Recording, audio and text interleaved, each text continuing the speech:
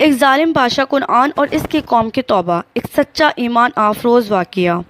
ایک ظالم بادشاہ کنعان اور اس کی قوم کی توبہ۔ اسحاق بن بشر کہتے ہیں کہ مجھے ابن سمعان کے حوالے سے اہل کتاب کے بعض علماء سے بیان کیا گیا ہے کہ زوال کفل یعنی علیسیٰ بن خطوب جو حضرت الیاس علیہ السلام کے ساتھ تھے، یہ وہ علیسیٰ نہیں ہے جن کا قرآن کریم میں ذکر ہے۔ یہ علیسیٰ زوال کفل حضرت داؤد علیہ السلام سے پہلے تھے۔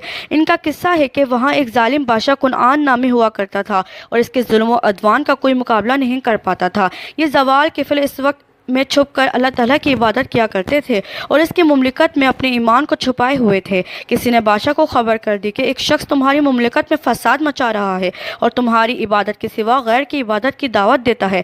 کنعان نے خدا ہونے کا دعویٰ کر رکھا تھا۔ کنعان نے ان کو قتل کرنے کے احکامات جاری کیے اور انہیں گرفتار کروا کے دربار میں حاضر کیا۔ زوال کفل جب دربار میں آئے تو بادشاہ نے کہا کہ مجھے معلوم ہوا ہے کہ تم